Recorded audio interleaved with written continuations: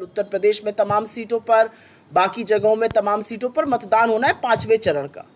लेकिन 4 चरण के मतदान के बाद कुछ बातें शीशे की तरह साफ है। उसमें से एक बात यह है कि 4 जून को भारतीय जनता पार्टी की और नरेंद्र मोदी की सरकार नहीं बनेगी।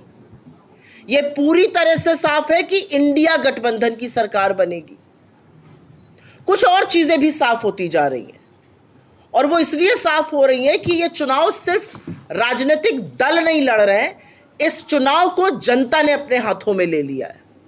हम जहां जा रहे हैं और जिस तरह का उत्साह हमें किसानों में, बुजुर्गों में, युवाओं में, महिलाओं में दिख रहा है, वो कहीं ना कहीं दिखा रहा है कि लोगों ने मन बना लिया है। तो 4 निर्णायक चरण हो चुके हैं और 3 अन्य होने बाकी हैं। झारखंड के 2 चरण हैं और बड़े महत्वपूर्ण चरण हैं। और ये चुनाव किस परिप्रेक्ष्य में हो रहा है उस पर भी चर्चा होनी चाहिए। इस चुनाव के पहले क्या हुआ, इस चुनाव के दौरान क्या हुआ, इस चुनाव के बाद क्या होगा। इस चुनाव के पहले 2 मुख्यमंत्रियों को जेल में डाल दिया जाता है। इस चुनाव के पहले देश का प्रमुख विपक्षी दल का अकाउंट फ्रीज कर दिया जाता है। इस चुनाव के पहले ईडी, सीबीआई, इनकम टैक्स जैसी एजेंसी सरकार का, भारतीय जनता पार्टी का फ्रंटल बनकर लगातार विपक्ष के पीछे पड़ी रहती हैं। इस चुनाव के पहले चंदा दो धंधा लो का वसूली रैकेट का जबरदस्त भांडाफोड़ होता है और सुप्रीम कोर्ट कलई खोलता है और सामने साफ हो जाता है कि भारतीय जनता पार्टी ने एक वसूली रैकेट चलाया हुआ था। सीबीआई, ईडी, इनकम टैक्स का केस है, बंद कराना है, चंदा दो, केस बंद। धंधा चाहिए, चंदा दो, 4 दिन बाद धंधा लो। यह चल रहा था इस देश में। और उसी परिप्रेक्ष्य में आप पॉलिटिकल पार्टीज की फंडिंग को काट रहे हैं, आप चुने हुए प्रतिनिधियों को जेल में डाल रहे हैं।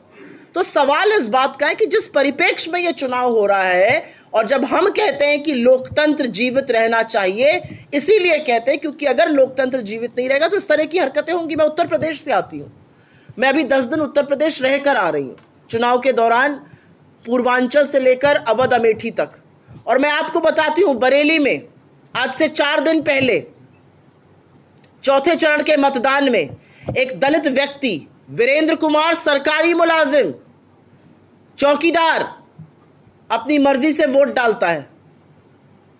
किसको डालता है मुझे नहीं पता, लेकिन तहसीलदार के सुरक्षाकर्मी उसको गंदी गंदी गालियां, भद्दी गालियां देकर पीटते हैं। भाजपा का अनाज खाओगे, वोट किसी और को दोगे। मोदी जी उगाकर लाए अनाज, अपने दादा के यहां से लाए हैं, भाजपा के कार्यालय में उग रहा है अनाज। अरे देश का अन्नदाता कमा रहा है, कानून कांग्रेस ने बनाया, उस कानून के अंतर्गत आप लोगों को अनाज दे रहे हैं। एक दलित व्यक्ति की क्या इतनी भी मर्जी नहीं है कि वो अपने मर्जी से वोट दे दे? मध्य प्रदेश भारतीय जनता पार्टी की सरकार एक आदिवासी व्यक्ति के ऊपर भाजपा का नेता पेशाब करता है, क्या हुआ उसका? कौन सी जेल में सड़ रहा है वो? क्या उसको गिरफ्तार किया गया? इस परिप्रेक्ष्य में यह चुनाव हो रहा है और इसीलिए जो मुद्दे की बात है वो करनी जरूरी है, क्योंकि नरेंद्र मोदी और भारतीय जनता पार्टी किसी मुद्दे की बात नहीं कर रहे हैं।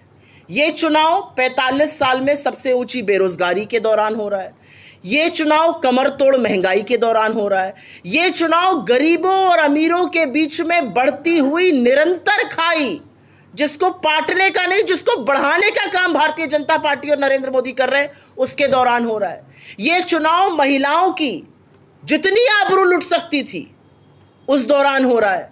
तो ऐसे में एक विपक्षी दल होने के नाते हम 10 साल का कार्यकाल देखते हैं, उसमें बनी हुई समस्याएं देखते हैं और उन समस्याओं के समाधान की बात करते हैं।